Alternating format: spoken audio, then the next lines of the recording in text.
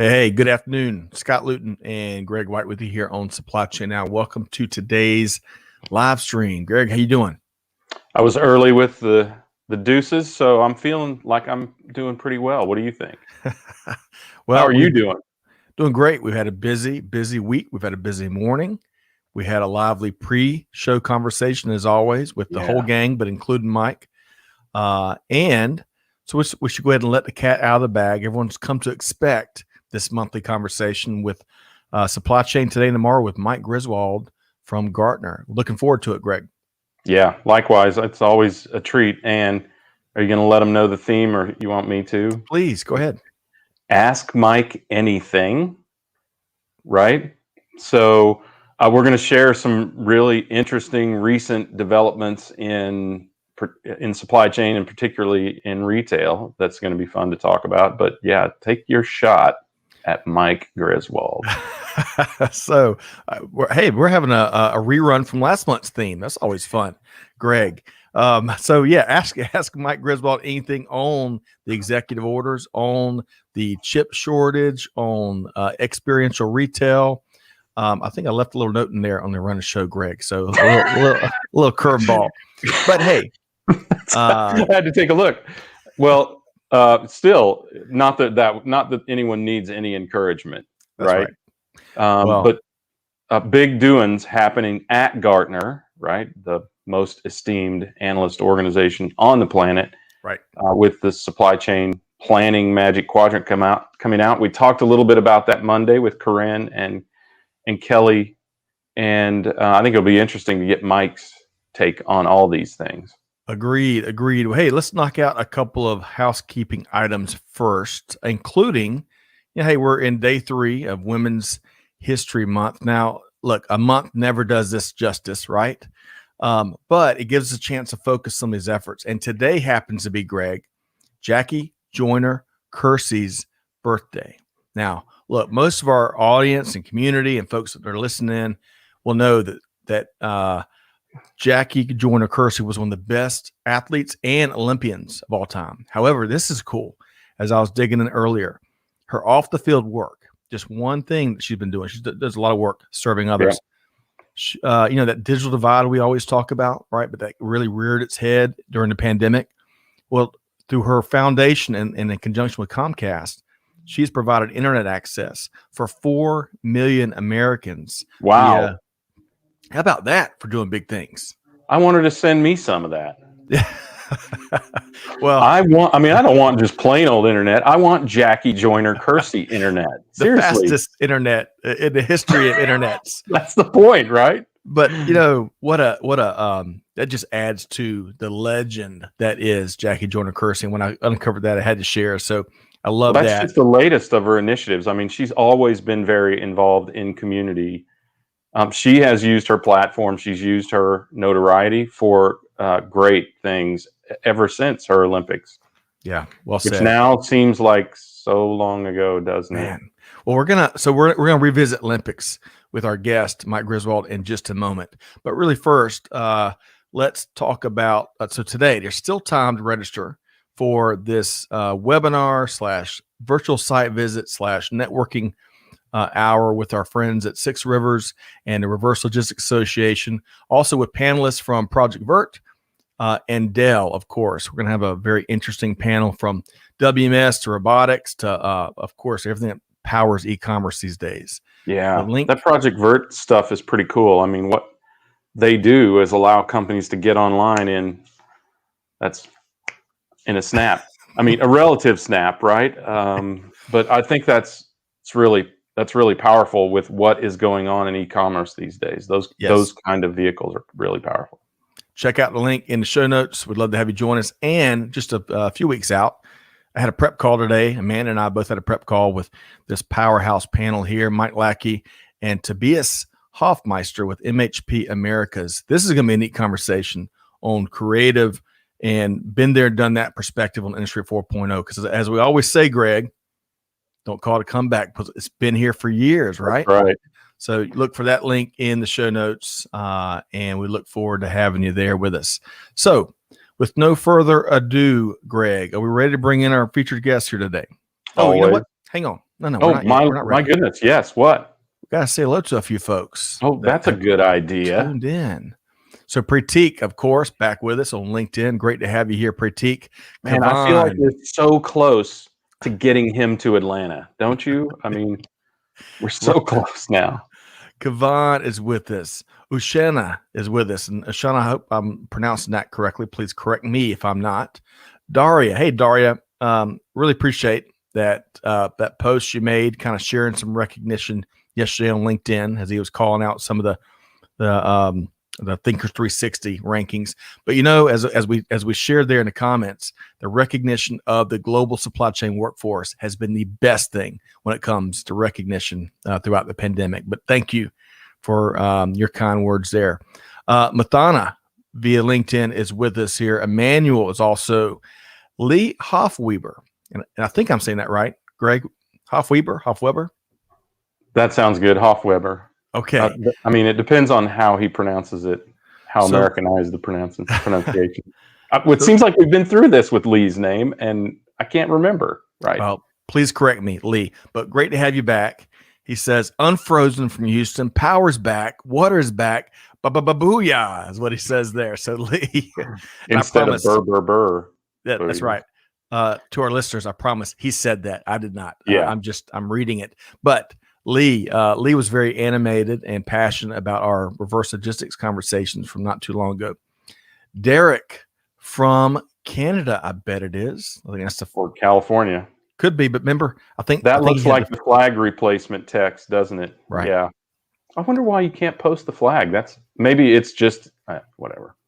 So Derek, great to have you regardless. I love your profile shot there too. Akena via LinkedIn, great to have you. Peter Bolay is with us here again. He's got to watch a replay of the future of aviation with Duncan. Interesting. I have to check that out myself. Let's see here. Kavan, we now have Scott Luton on the right and Greg White on the left. We must have rotated a bit, Greg. Yeah, how do we do that? I don't know. Wow.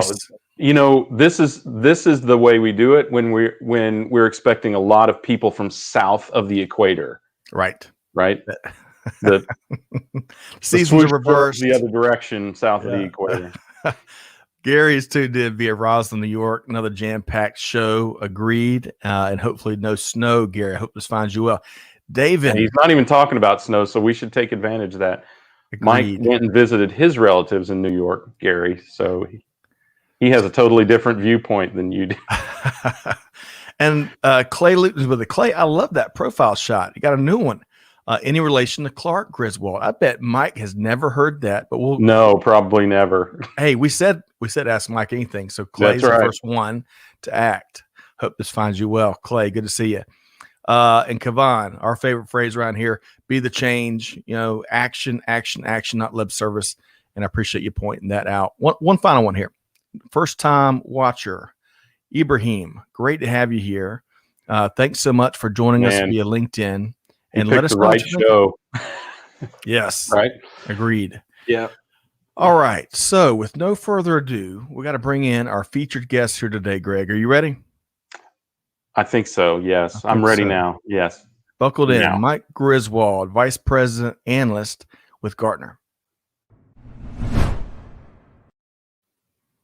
Mike, hey, good Mike. Afternoon. Hey, good afternoon to you. Good morning for me. Hi, everyone. Yeah, no, it's mountain time, correct, Mike? I'm mountain time, and yeah, no, I've never heard reference to Clark Griswold. No, never. Yeah. So that's the first question Mike has answered. Yeah, at least once a trip at least. Yeah. The second question. So Lee says Greg is right with the Americanized pronunciation. Greg's always right. Greg and Mike are always right. So Lee, thank you. Weber. Thank you so much for correcting me there. Okay. So let's, Mike, as always, we got some heavy lifting to do here momentarily, but we like to start with our not so lightning round. We need to warm up. Yes, we got to warm up a little bit, and we've got one of these questions we're going to wrap with that generated some serious passion pre-show. So, but let's start with this. Yep. Jackie Joyner-Kersee, legendary Olympian, legendary really leader and American and beyond. So it conjures up for me tons of Olympics moments. What's your favorite? Yeah, that's a hard one, Scott. I don't have one favorite. I've got a couple. I mean, the easy one for most of us probably in the States is the 1980 Olympics, the Winter Olympics, the U.S. hockey team beating the Soviet Union.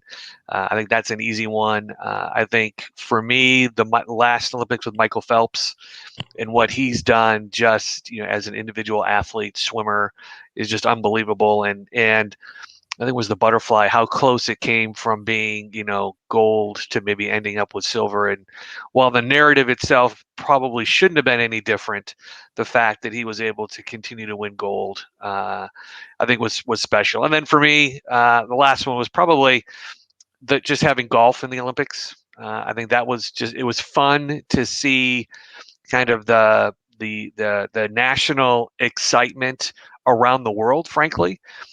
For the sport in its first year, and then kind of the way that it ended with Justin Rose. I mean, I think to me that was because I love golf so much.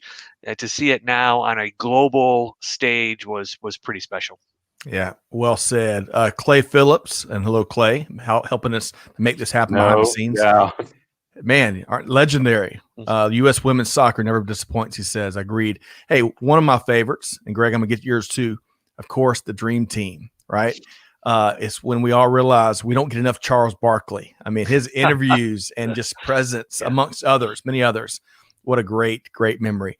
Greg, one of your favorites from Olympics past. Well, do you believe in miracles? I mean, to have seen it and then seen the movie, that was really, really special. And of course, that was Cold War times when it really mattered. And the fact that they converted by beating Sweden I believe it was Sweden, right? For the gold medal, that was really powerful. I was actually probably more nervous for the Sweden game because I thought maybe they had left it all out on the ice for the Russian game, or Soviet Union game. And then when Bruce, formerly known as Bruce Jenner, won the decathlon, that got me into track as a little kid. That was 76 Olympics. I was 10 years old. I just thought that was huge.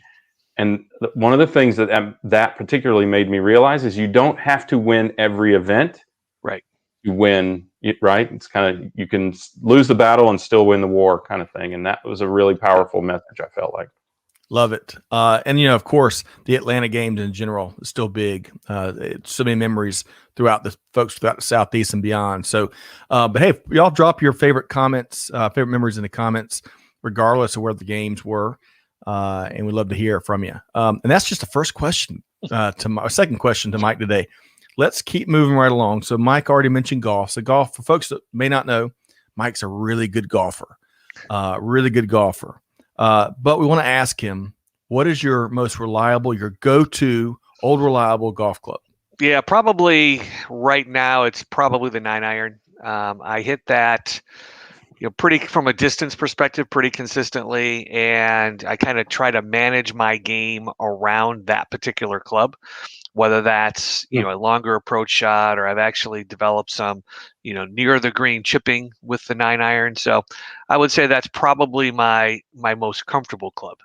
Although I will give people advice. I saw this quote somewhere: never buy a putter until you've had a chance to throw it. So anyone out there looking for a putter, that's my first piece of advice. You got to make sure it flies the right distance. Yes. Floating is optional. Yes. Yeah. That's right. Hey, let's say hello really quick before we ask the last question. Azalee is with us, and what a great interview we had with her last week. Y'all can check that out on YouTube. Clay and Amanda, if y'all could drop that link in the show notes, that'd be great. She will inspire you. And Jenny's with us here via LinkedIn. So great to have you here with us, Jenny. Okay. Hard-hitting subject matter here at Supply Chain Now. But we're wrapping up a fun warm-up to our interview here today with Mike, and that's the hard-hitting subjects of hot dogs. So everyone has a different way of preparing their own hot dog, but if we're talking about ingredients throughout your local grocery store, what is the perfect hot dog, Mike Griswold? Yeah, I don't know whether this will be the Mallow Cup of last month, but for me, it's ketchup, it's a spicy brown mustard, and then usually just a relish. I don't care if it's sweet or dill. But those to me are kind of the three basics. That's really all I need or want on my hot dog. All right, Greg. So I have to go with two answers. One is what's usually available at kids' sporting events and family picnics and the like. So I'm a mustard and sweet relish at those events, but my strongest preference is chili, mustard, and slaw on a dog. That's my go-to. That is my go-to if the ingredients are available, but usually they're not, right? Love it. I'm not a ketchup person on a hot dog. Never. I'm with you. Just kidding, Mike. Hey, there's a couple of passionate takes on hot dogs for sure, just like barbecue and many other things. Yeah, I wouldn't say passionate about not ketchup. I mean, it's hard. We're pretty passionate around here. You are, right. So what is your go-to? Let's hear. It's easy. Mustard, a little bit of onions, of course. Slaw and hot dogs go well, really, and extra pepper and Tabasco. That is a divine hot dog there. So as we wrap up this lightning round question, it made me think of Azalea's theme. So the theme for her interview, which is really going to be kind of par for the course for today's discussion, was she's reading 3 different books, and as she put it, something for the mind, something for the heart, and something for laughs. And that's kind of how we approach these shows here. We kind of warm up, have a little fun on the front end as we get in to some heavier stuff. And Greg, talk about some big news out of the White House. Where are we going next? Yeah, let's get into some heavier stuff. So, I've read through it, Mike. I know you've read through it. I bet a lot of people have read through it and commented on, but the president's executive order on supply chain. So, just share kind of your highest level takeaways. I know there was a lot in it on chip production and manufacturing and that sort of thing, but what did you take away as?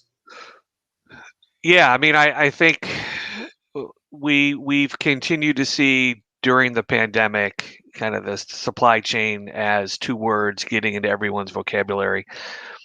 Somewhat tongue in cheek, I think supply chain became cool when Jack Ryan from the Amazon series was a supply chain analyst, right? That kind of made supply chain cool.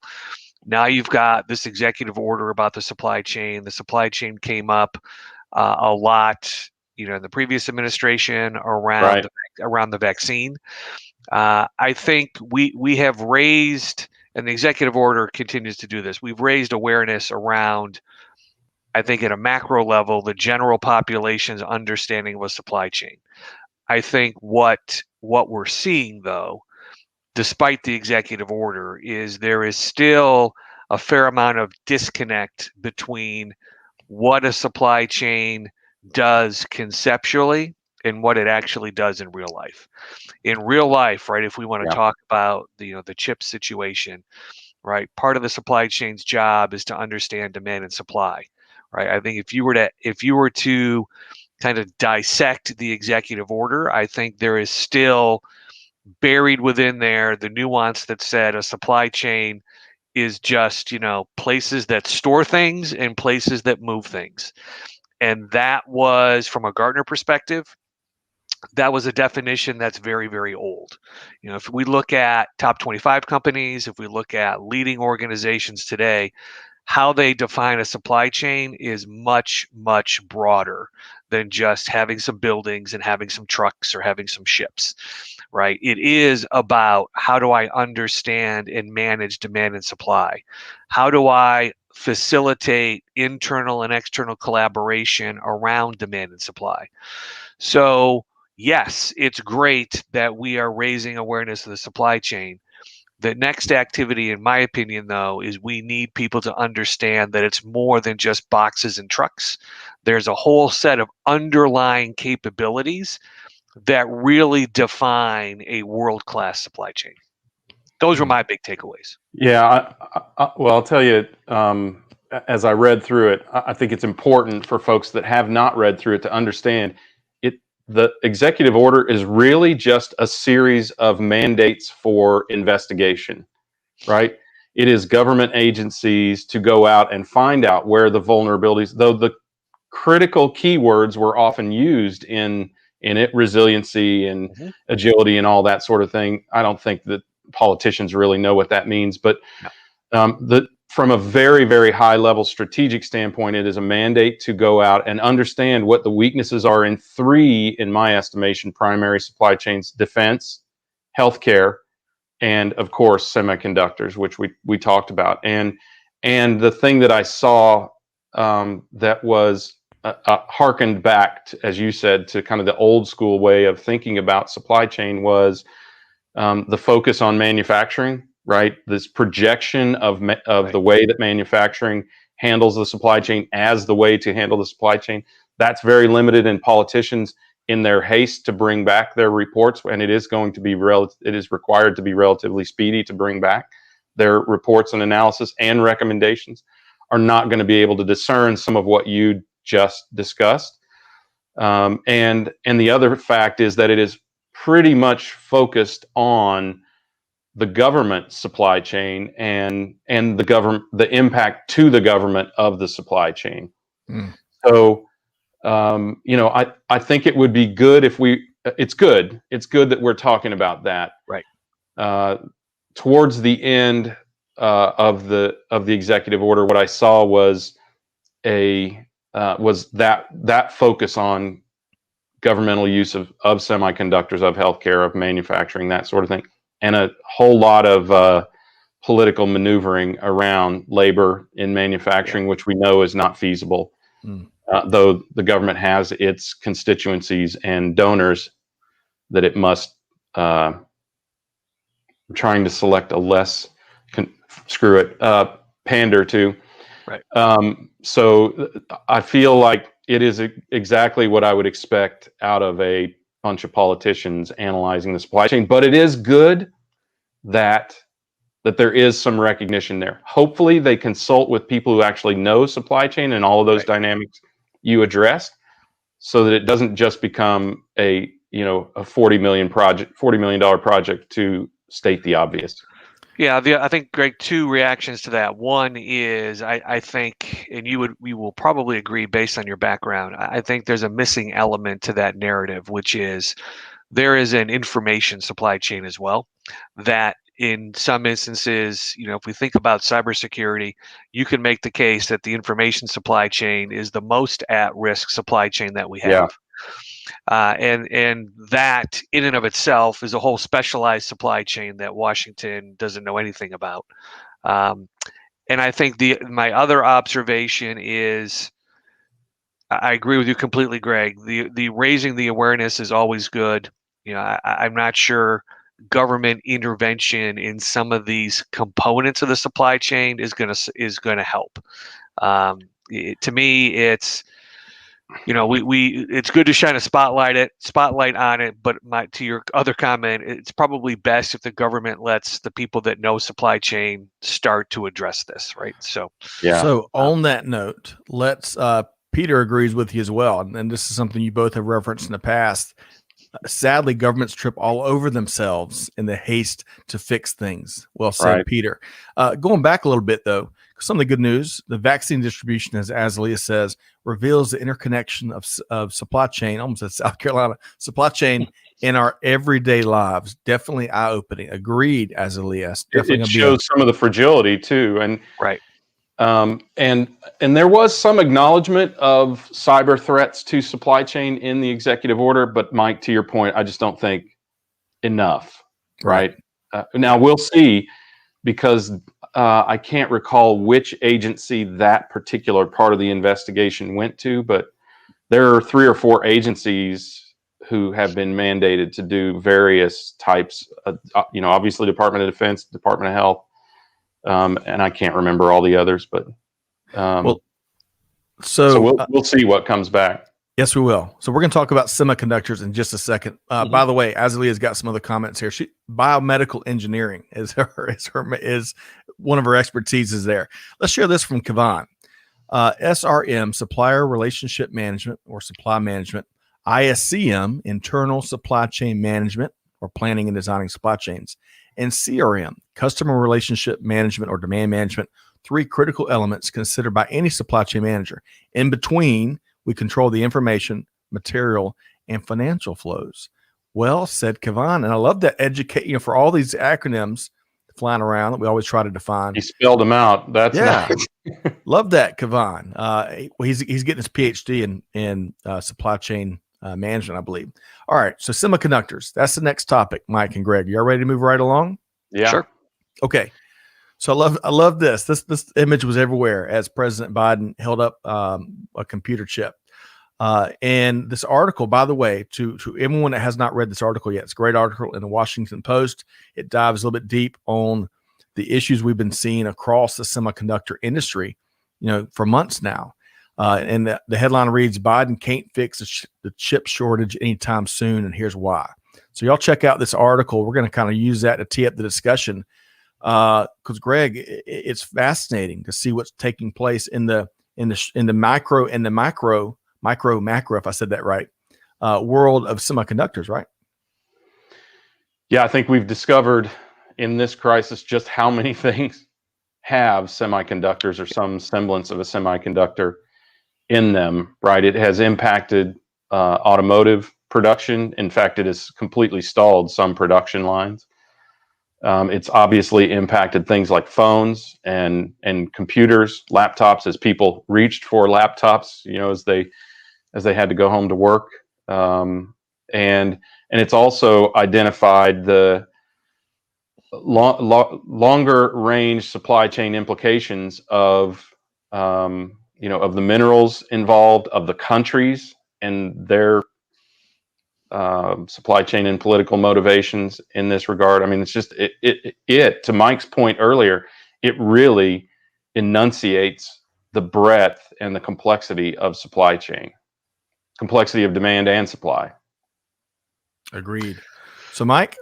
Yeah, no, I completely agree, Greg. I mean, I think the chip challenge is a microcosm of what you would expect an end-to-end supply chain to have to deal with in an ideal world, right? In an ideal world, we would like to understand as a supply chain the new product introduction process, to understand how are we transitioning from old to new, and what are the ramifications of that. I think it's very easy, to our first part of this discussion, it's very easy for people to fixate on the fact that there aren't enough chips, we can't get enough chips, we can't move the chips, right? Yeah. What an advanced supply chain really needs to be thinking about is taking it even back further to the demand and supply discussion, right? And trying to get ahead of what does demand look like, and how do we start to think about that, right? When we think about a typical business planning process, we have 4 layers of planning. We have a strategic plan, which is 3 to 5 years out. That would have been a good time to be thinking about. Now, yes, 3 years ago, we didn't know about COVID, and we didn't know it was coming. But I would suggest that we were probably headed to a chip problem anyway. We just got here faster. Yeah. Because we didn't connect things like new product design, the aged and obsolete products that were going out of the market. What are they going to replace with? And oh, by the way, what are their components? And that's where, when you read some of the things, in the article, again, stop me if you've heard this before, right? Companies making short-term financial decisions that have long-term ramifications. So if I decide to run with an older chip because it's more cost-effective, and I don't want to necessarily ramp up production on a new chip, guess what? This is where we're going to land. So right. Yeah, it is, and then now it's like, what do you do, right? Because, it's one of those things where, it takes 9 months to have a baby, right? It takes 2 people to start, but after that, it's a one-man job, or one-woman job, I should say, right? yeah. Doesn't matter how many people you want to throw at it, it's going to take 9 months. And I think we're kind of at a point now and I will never profess to be a chip expert, but at some point you've only got so many factories, you only got 24 hours in a day, you've only got so many people that know how to run the equipment, right? There is a fixed capacity of what we can spit out. So my other piece of advice is, and we talk to clients about this all the time, right? This is the situation we're in. We can spend time worrying and wondering how we got here, or we can expend our energy figuring what do we do next, right? How do we deal with chip scarcity? Do we have to do things like prioritization? So expending energy on how we got here is not super helpful. Expending energy on what are we going to do moving forward, that to me is where companies should be spending their time. It's also interesting if you look in the bigger picture a bit. So TSMC, which is based, of course, in Taiwan, just offshore, mainland China, and we all know that the trade wars and the posturing is going on for years there. Well, they produce 70% of the global auto supply of these microcontrollers, which is to what you're speaking to a bit, that a key type of the chip for that industry, which is also dated, right? And it's also not the most profitable type of chip for for the industry. So that's just one more little or big element in this huge equation. If I could add one more thing, though, Peter, I'd love to get your take, because I know you had a really distinctive take on this article. So, really, I mean, I've got my proverbial 17 pages of notes, and I'm going to combine that with my 20 pages of notes with Mike here today. Peter, by the way, says enunciated the breadth and complexity of the supply chain. You heard that here, folks. I love that. But what's interesting, and Peter and I had a great discussion, which we'll be publishing soon.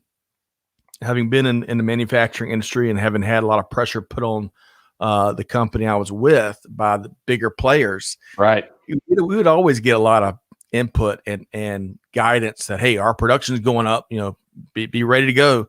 Rarely that came with POs, right? Rarely. And I saw this, as I was telling Peter, I saw this another great article, but one of the folks they were interviewing said that, well, the chip makers didn't listen to the warnings from, the automakers. Well, my hunch is that many of those warnings and the casual guidance did not come with any kind of POs, right? Which just commitment, right? That's right. That's right. And to your point, Mike, that just further eroded at the heads up for the coming return of demand for vehicles. So very interesting all the way around, and tough to do it justice in 10 minutes, but it's a fascinating topic that's reverberating throughout industry right now. Well, it's another one of those that is going to be held up in the future like toilet paper as to what we need to think about and change in supply chain. And to the point you just made, Scott, it is, and Mike, you affirmed this, it is a commitment.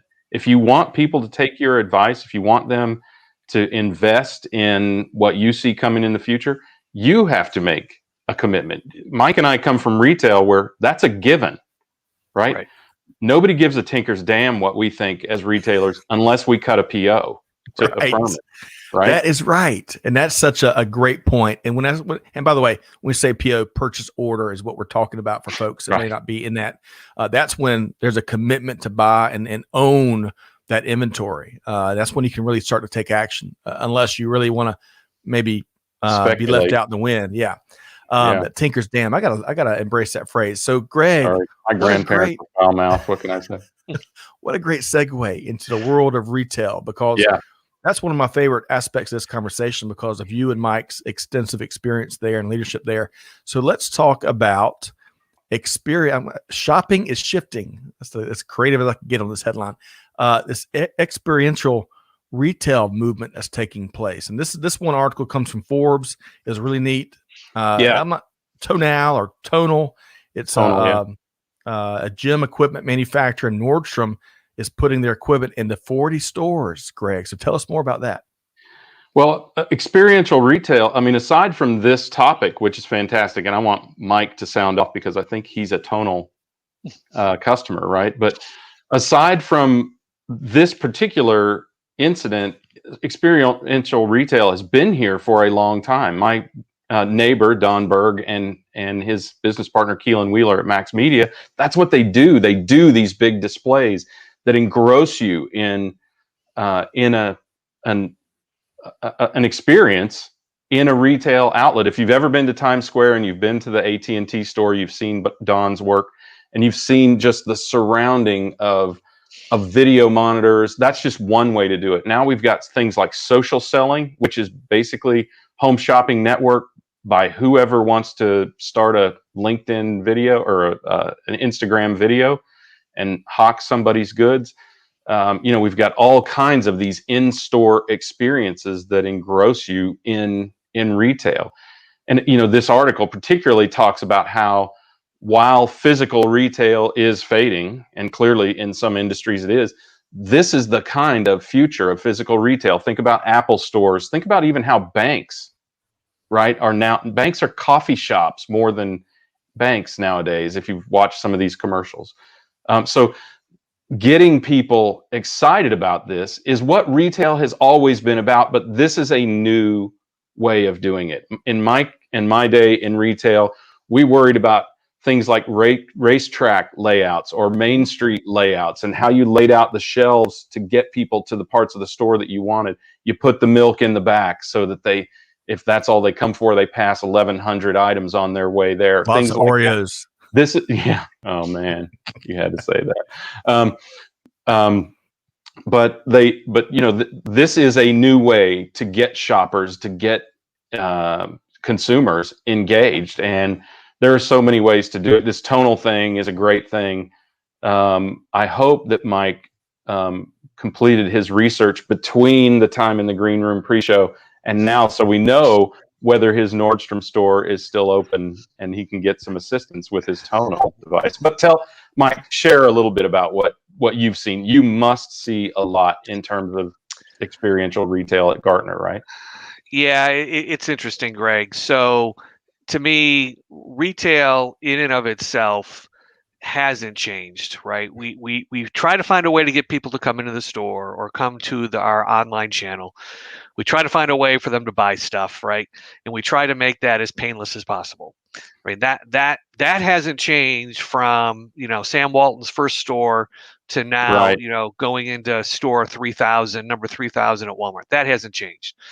The other thing, just to keep this in perspective, because everyone wants to talk about the shift to online and the store is dead, blah, blah, blah. That's my technical term for today. Blah, blah, blah. Add that to your 17 pages of notes, yes, Scott. Yeah, that's just not true. Most of our research indicates that worst case scenario, 80% of a retailer's volume will come through the store. That's worst case, 80%. So the store is not going away.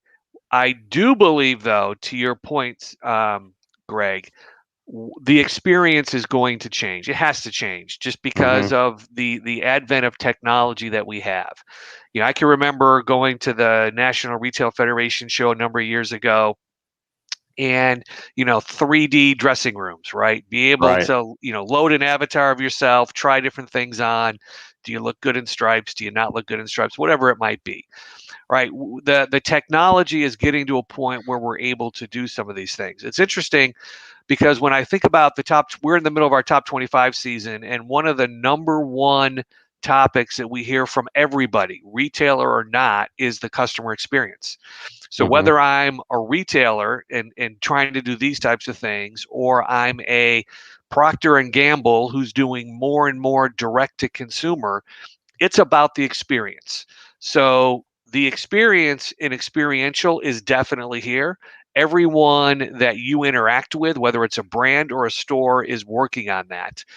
I think what we're just seeing, frankly, is a natural evolution of that experiential retail based on the technology that we have. Think about it. Yes, Nordstrom is doing this, but the best example that I can think of in experiential retail is the sampling at Costco. And there's zero technology involved with that. That's true. Yeah, you got to plug in a microwave. Okay. Right. Or a toaster oven.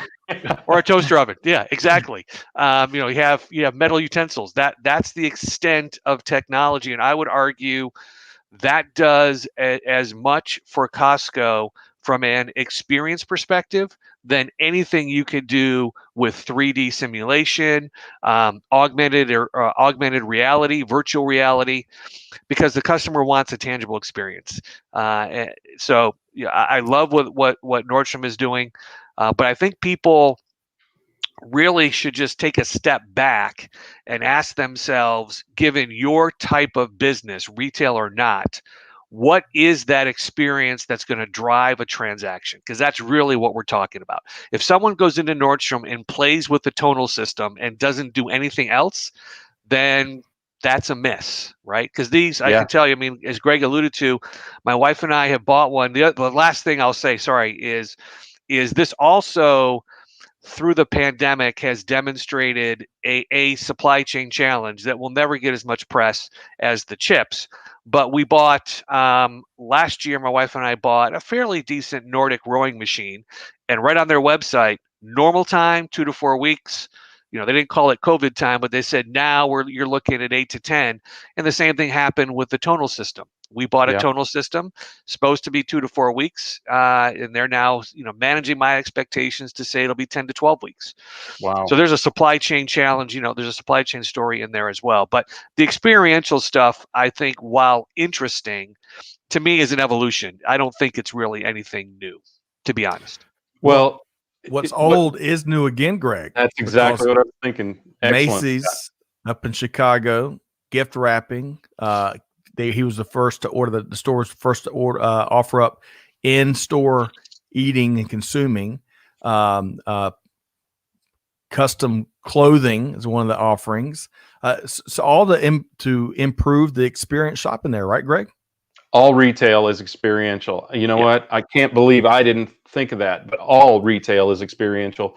And this is just the latest version, probably for the latest, I'm assuming, for the latest generation of shoppers. Agreed. To create the experience that they need. But the truth is, it doesn't, as you said, Mike, it doesn't take technology. I was thinking, as you were talking about Henry's in Wichita, Kansas, the great Henry Levitt, one of the great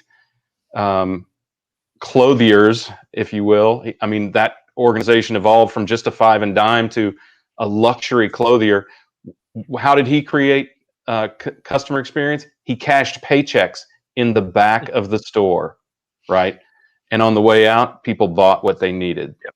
So it's all about, that is what retail is the experience that causes you to consume. It's all about consumer influence. That's that's great, man. So let's share a couple of comments here. Let's see. Aslia says, experience and relational marketing. Get people in touch with your product. Let's see here. Clay did some homework for you.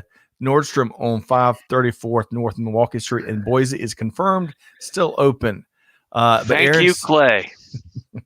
Aaron says, unfortunately, Nordstrom in Pittsburgh closed a few years ago. Let's see here. As Leah says, Peter Bollet, people are so tired of the norm. We've had more success using postage versus email in our registration because people are tired of email. How about that? I saw that vinyl record sales have spiked as well. Just another idea. I've seen that as well. As Leah. They have been for years. Yeah. I mean, right. But it's interesting. I was in my local Walmart and I was looking for a charger for my iPhone. And there is probably an 8-foot section of vinyl records.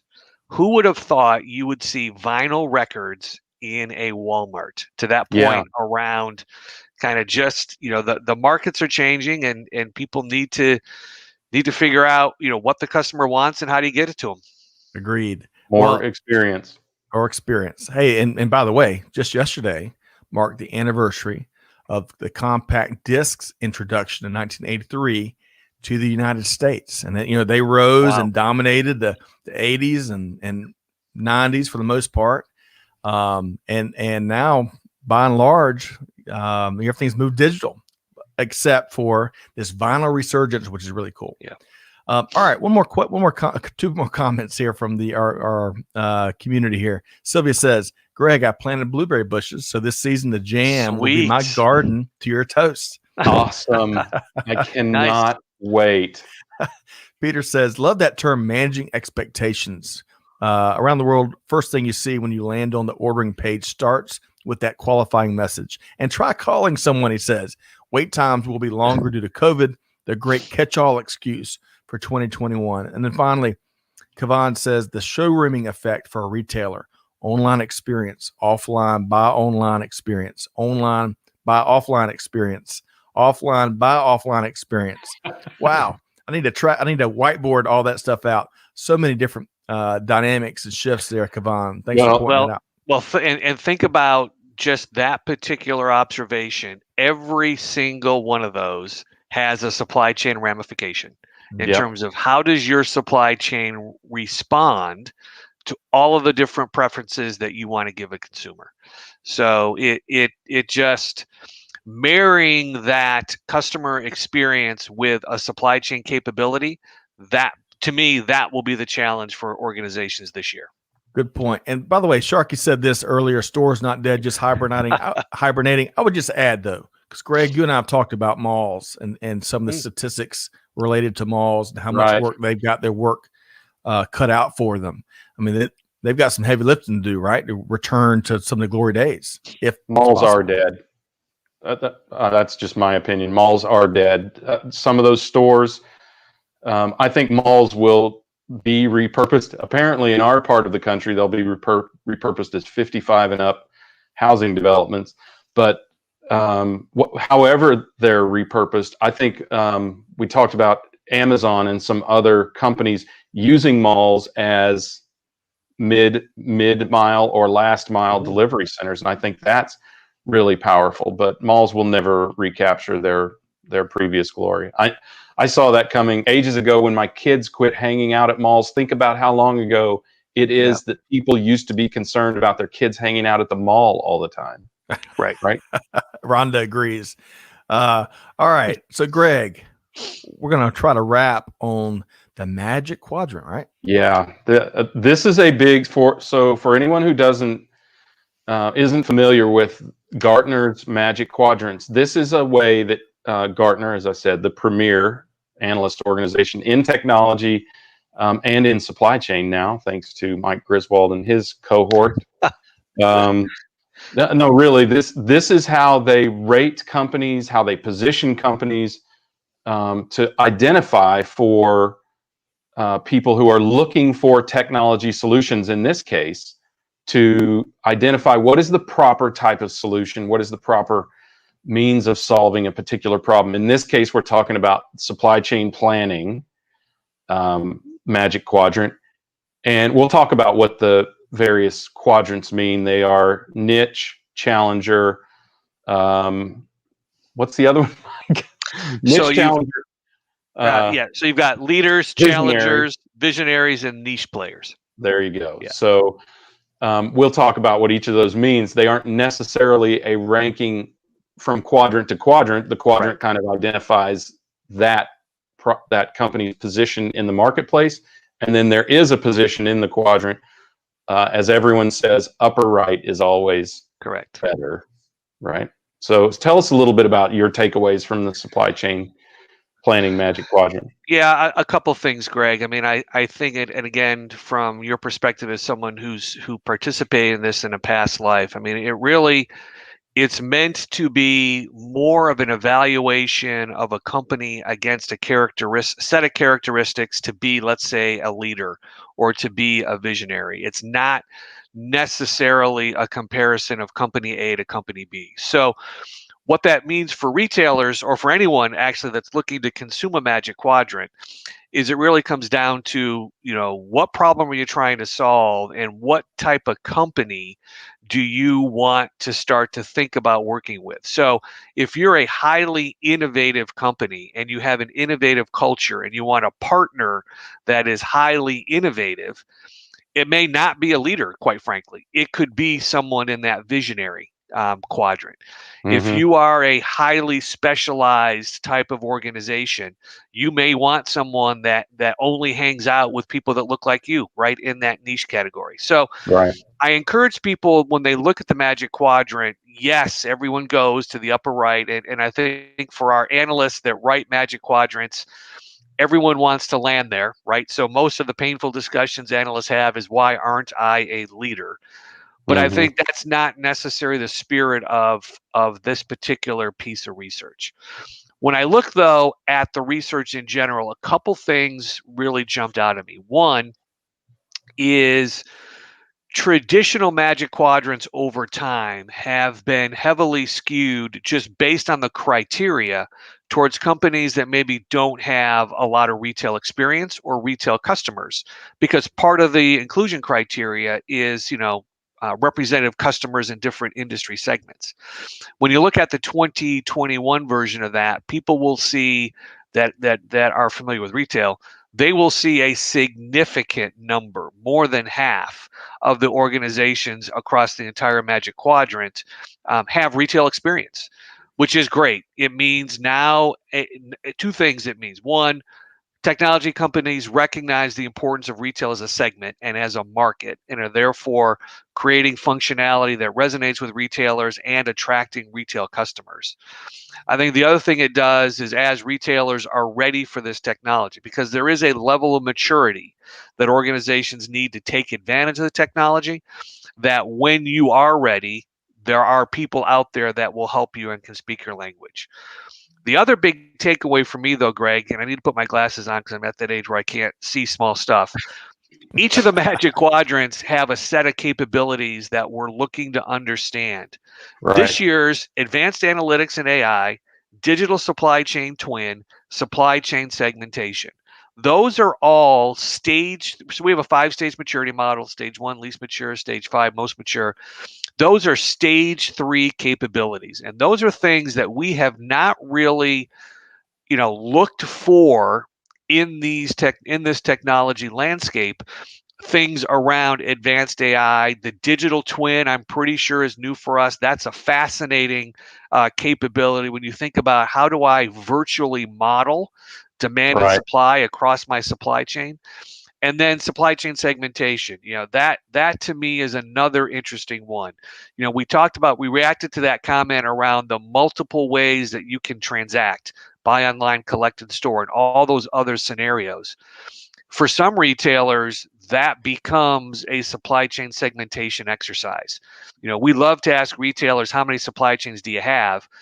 The only wrong answer is one, quite frankly. Yeah. Because you have more than one supply chain. You may not know it yet, but you do. And if you build your supply chains, if we go back to that experiential retail discussion, right, segmentation is around building supply chains that support that customer experience. And it's an experience the customer is willing to pay for. So if a customer is willing to pay for a fast supply chain, you need a fast supply chain. And that's different than having, say, a supply chain that's not necessarily, doesn't have to be geared for speed because customers aren't asking for it. So those would be my big takeaways from the Magic Quadrant. Yeah, this was a dramatic shift. Before I comment on this, I have to show folks this comment from John Perry. So I hung out at the mall as a kid, and now I'm going to live there when I'm old. John, just know that your parents will be much happier that you live there when you're old than they were that you hung out there as a kid, right? So, probably. But on that point, I got to tell you, Mike, and you alluded to this in 2013, and then the following one, which I think was actually 2 or 3 years later. These Magic Quadrants take a tremendous amount of research, and before anybody posts it, I want to assure you that you cannot buy your way into or up the Magic Quadrant, as evidenced by this one in particular, where SAP and Oracle are not leaders, right? And they have been in the past. But I think that along with what you just addressed, it is sort of the culmination of a shift that, because Tim Payne and Amber Sally have led this particular Magic Quadrant. Tim Payne started to make the shift back in 2013. I know that because he enunciated it to me, that he wanted to challenge the old guard, that you're not going to wind up in the leadership quadrant just because you always have been. We're looking for companies who are deploying new technologies, who are challenging the future, who are widening their breadth outside of just manufacturing supply chain, which is another dynamic that you addressed. Usually the leaders were manufacturing focused supply chain companies like the ERPs, like SAP and Oracle and others. Now you have a much, much greater diversity of solutions. You have solutions that are for manufacturing. You have solutions that are for e-commerce, retail, direct to consumer. And as you said, they answer all the supply chain questions, and that's what's getting people towards that leadership quadrant is being able to fulfill the demands or fulfill the supply or fulfill the needs of the supply chain today, not the supply chain, the prominent supply chain of the past. That's very encouraging. And to me, that's one thing that this signals was Tim made a very conscious effort to start the challenge. He and Amber have continued that challenge in adapting this to be the relevant supply chain challenges of the day and the companies that are actually leading the charge there. Further, you see a lot of companies with new implementation methodologies, a lot of the less, I use the term friction, the less friction oriented implementations are starting to move up the charts, and a lot of the customized technology, a lot of the technology that's arguably more services than technology, right, they have been suppressed as well. Your tech has to do something out of the box. It has to do more out of the box and take less intervention from human hands to make it work for these retailers. It's a rigorous process, I can assure you, as in 2013 when Blue Ridge entered the Magic Quadrant, and in 2016, I believe, when we reached the leadership quadrant, it was a slog. It is like getting your PhD in representing your company and what it does. And it does take, as you said, Mike, a significant number, I think 20 customer references, which are gone through with a fine-tooth comb. I can assure you of that also, because I got a lot of phone calls from CEOs and chief supply chain officers going, you owe me a glass of scotch after that. Because it's a deep analysis. And that to me is what makes it so valuable to the marketplace is, as I said, you can't buy your way there. You can only earn your way there. And when you earn it, you have definitely earned it. Well said. Well said. So much more we're not going to be able to get to here today. But I want to wrap on this very final question we got, moving off the Magic Quadrant. But right before we wrap, with Mike Griswold from Gartner, Mark asked this question. We get this question a lot, some version of this question. And Mark's asking, how are the current shifts affecting the supply chain employment opportunities? And that's a great question, Mark. Quick take. A lot of the studies and research pieces and a wide variety of organizations and schools and companies that have their finger on the pulse is we're going to be entering a boom, especially as everyone might imagine, all things related to fulfillment and e-commerce and all the supply chain talent and people that have got to make decisions and drive technology behind that.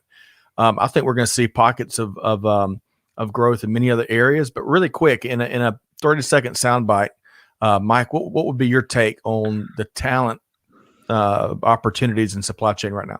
Yeah, they're definitely there and growing. The other thing I would share is, again, if I reflect on the briefings we've had for our top 25 season, there is an incredible emphasis on diversity, equity, and inclusion within the supply chain, which is great to see. I know there are a lot of underrepresented folks that have a lot to offer to the supply chain, and the fact that companies are recognizing that and consciously making steps to address that, I think is very, very encouraging. Yeah, well said there, Mike. Greg? Well, the demand for supply chain talent was off the charts to begin with. I can tell you, Mike and I used to talk about this when we were, when we were selling solutions into the marketplace. The shortage was real 5 years ago. Right. It's even more so now, and much, much more refined. So yeah, the opportunities are huge. I can tell you that I talk to new investors every single day who want to get into supply chain. Most of them couldn't spell supply chain before last year. So when you see the amount of money that is going into supply chain, when you see that supplanting things like investment in semiconductors or investment in fintech or investment in other hot spaces in technology, you know that there is a lot of opportunity. And it lies in every aspect: retail, distribution, supply chain, tech, anything that touches or even is adjacent to supply chain, right? Transportation, anything. Yep, agreed. All right, so we're going to let Mike, I know Mike runs a tight ship. We're going to let him depart with this one comment here. Charles Heater says, we started with Gartner to identify reverse logistics technology suppliers for our RFP. This is a best practice. Thank you, Charles. Thanks for sharing that. So good stuff there. Always a pleasure. Mike Griswold, we had a wide-ranging conversation. Again, I wish we had recorded our pre-show conversation. We'll do that one of these days. But thanks so much for your time and your perspective on this wide range of topics here today. My pleasure, guys. It's always fun. I generally look forward to spending time with you guys in the community and appreciate all of the questions and the feedback. So looking forward to next month. We are too, Mike. Thanks so much. Thanks, Mike. Hey, thanks, Have a guys. wonderful rest of your month. You Thank too, guys. Bye-bye. All right. So what a great fast-moving conversation. I've got about 20 other comments I want to share, but I want to hold him back. So, Greg, I'm going to throw these out at you because a lot of good stuff here. Let's see here. So we'll start with this. I'm not sure if you said this or if Mike said this. If the customer is asking for a fast supply chain, guess what? You need a fast supply chain. That's Mike for sure. Okay. Kavan says from consumers to prosumers. I like, man, Kavan's on fire here today. He's very positive outlook today. Everything, right? Agreed. Yeah. Now, Peter's got an interesting show idea. He says, contemplating the constipation of the supply chain. Catchy new show name, perhaps. I don't know, Peter. We'll have to see. Simon had an interesting comment. Simon, really have been enjoying your recent remarks on the last couple of live streams. He says, great to hear Greg state the opposite to the Gartner grand conspiracy theory. Good. Well, let me just affirm that somewhat. When Blue Ridge reached the leadership quadrant in 2016, we were above SAP, who spends millions of dollars with Gartner, and above JDA, who spends millions of dollars with now Blue Yonder, right? Spends millions of dollars, and we spent about $140,000 on research with Gartner. So you cannot buy your way there. You believe me, you have to earn it. And when you're trying to get above companies like SAP and JDA, you really have to earn it. Proof's got to be in the pudding. Yeah. But thanks for sharing that, Simon, and keep it coming. Yeah. So as Leah says, hey, to that mark, I say for those of us looking for full-time employment, let's grow as much as possible, learn as much as we can, and just let the ideas flow and the opportunities will be there. That's kind of a part of a quote we had from her interview with us. But as Leah, hey, if you're looking, if you're looking for a role, share in the comments kind of what you're looking for. Right? I mean, we've seen that happen. We've seen it happen right here in the comments. Who was the gentleman? He's busy working these days. Yes. Now too busy to be on these shows because he literally landed a job. I mean, I think he was on one of our shows while he was driving to his new job from, I think, Texas to New York, if I recall correctly. I bet he regrets being in New York for winter. They bring him back on, but Benjamin Goldklang. Folks, y'all share. One. Yeah, I mean, this community is very tight. You do get to show your stuff here, and it at least opens conversations. I know Peter and Dave and others are having conversations aside from this as well, and I think it's powerful. It's a really powerful and tight community. Be part of it. Good. Yes, absolutely. Sylvia Judy says, I feel the pain, underutilized talent in the supply chain. Well, I would take that a step further because I think every industry suffers from underutilized talent, whether it's already in the industry and it's just not being tapped, right? They're being micromanaged, or they're just not being brought into meetings and given a seat at the table, or certainly in supply chain where, in particular, we've had our work cut out for us to make sure everyone has upward mobility and is represented at the top tiers of leadership. So great comments there, Sylvia. Let's see here. I'm not sure who said this. I've been loving these discussions. Great insights, incredibly valuable, and doesn't cost me a dime. Greg, to that we say, money back guarantee. Your satisfaction guaranteed, or your money back. That's right. That is right. And David says, oh, by the way, Benjamin Goldklang has been doing well, just can't make the live shows as much. Yeah, I know. Tell him no bitterness here. We miss him, but only in a good way. Tell him we said hi, David. That is right. And Jordan was the one a second ago that shared that comment there. Let's see. Aaron, thank you, Aaron. I absolutely love our community. I agree with you. I think, as our favorite part of these live streams, as we said 1,000 times, the guests are great, but equally featured are the comments that folks bring in every time, right? Yeah, we love you back. And we try to help wherever we can. So don't be afraid to ask. That's right. Anna Mary, hey, you came in late. That's okay. The replay will be across all social channels. The audio version just will be made out it there. Why do I see that Seinfeld episode came flying in the door? That's right. Let's see here. David says that Benjamin misses us too. Oh, how kind. Valentine's Day is already passed, but David, thanks so much for that. All right. One final comment here before we wrap. Simon says, anyone needs an Oracle demand management cloud expert, I'm ready to pounce. So, hey, share and hopefully you can make some connections there over the next. Yeah. So Simon, shoot me your credentials, CV, whatever you got. I have a thought. All right. Perfect. It's just that easy. That's easy. And as Clay says, hey, seeing a ton of open to work banners in our community. Let's all help each other out. Completely agree. Yeah. Completely agree. Okay. So Greg, that is pretty much wraps up our Wild Wild West Wednesday edition of today's live stream. Join us for the webinar this afternoon. It's free to attend, talking about some great networking there in a hot space with a couple of companies on the move, including Dell and Six River Systems, Project Vert, and the RLA, which is a great community as well. And what's coming up next on Tequila Sunrise, Greg? Wow. Well, so we had such fun with Sally Eves that in the next couple weeks, we're producing that as a podcast. And I believe it's already on YouTube. My producer is probably going to kill me for saying that, but if I'm wrong. But also, and some of this just changed today. So I interviewed my very good friend, Gregor Purdy, who is literally and certifiably and verifiably a super genius. He's worked at Amazon, Apple, Radial, which is a big fulfillment company. Now what he does is strategic advisory and investment in companies and fractional CTO work. He's a great strategian, brilliant mind. Anyway, listen up. It's coming out tomorrow. I'll warn you, Steve Keaveney, if you're doing your workout.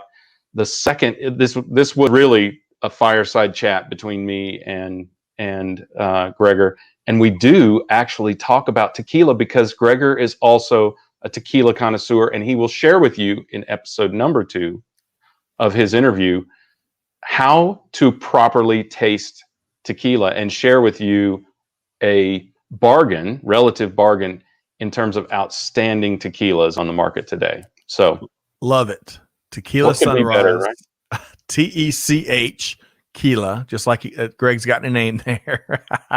Tequila Sunrise. Y'all check that out. It's going to be a great stuff. That show keeps getting bigger and bigger and bigger. Hey, Peter, thank you. Can I share a couple more things on that? I'm sorry, sure. Scott. Go right ahead. I shouldn't have paused. I meant to, but I'm actually because it is Women's History Month, and because I love my baby girl, Delaney, I'm interviewing her on the show. She is a technology salesperson for a company called Field Edge. So I'm going to interview her next week. We'll release it. I think the release will make this month. Whether it does or it doesn't, talk about a fireball. She is giving sales guidance to our own Clay Phillips in terms of business development and that sort of thing. And also, and this is big, I can't announce to you why it's big yet, but it's big. I'm going to be interviewing Cindy Folk Lago. I'll only say that as of today, formerly with Capgemini, we'll learn where she's going to and how she's going to continue to influence the supply chain and the world of diversity right here on Supply Chain Now. So look out for the next few weeks. It's going to be fast-paced. Blast. I love it. Big thumbs up from Clay there. Awesome. Hey, there's going to be some great interviews. Great perspective shared. Peter, you asked about this webinar this afternoon. I'm not sure if you give me just a chance to share it again. Maybe so, but thanks for that regardless. Hey, y'all check this out. Free to attend Innovation in Supply Chain Reverse Logistics this afternoon at 4 p.m. Eastern Time. You've got, again, that wide range of folks that are deeply involved in fulfillment, e-commerce, and for folks that may be looking for their next opportunity. It's going to be some great market intel. So check that out. The link to join is in the show notes. Okay. So we've gone 9 minutes over here. We're always trying to finish on time, but we're having too much fun with all these folks here today. Had a great interview with Mike Griswold. Got some great upcoming stuff with Tequila Sunrise, with Delaney and Cindy, and much, much more. Gregor that drops this week. So y'all stay tuned. Hey, as always, thanks so much for showing up today and bringing it. I wish I could go back, Greg, to all that. We got a ton of hot dog feedback. Oh, did we really? We'll have to go back through this. I didn't want to mess up. Once we got to work, I didn't want to interject too much. We had a lot of great hot dog recipes, including mustard onions, which is something we're going to have to explore here. That's a New York thing. Delicious. Yes. Mustard. Yeah, absolutely delicious. Well, hey, everyone, hope y'all have a wonderful week. Hey, stay warm wherever you are. We hope to see you tomorrow as we feature Milwaukee Tools and John Galt on a live stream at the usual time, 12 noon Eastern time. Check us out. It's going to be about supply chain planning, a lot more planning discussions there, but some real practical case studies and some things that are both pandemic and non-pandemic related that can be applicable regardless where your company is in its journey. So join us tomorrow, wherever your platform of choice, 12 noon Eastern time. On behalf of our entire team here, including Greg White and Amanda and Clay and Natalie, the whole team here helps make this happen. Scott Luton signing off for now. Wishing you all the best. Do good. Give forward. Be the change that's needed. And on that note, we'll see you next time here on Supply Chain Now. Thanks, everybody.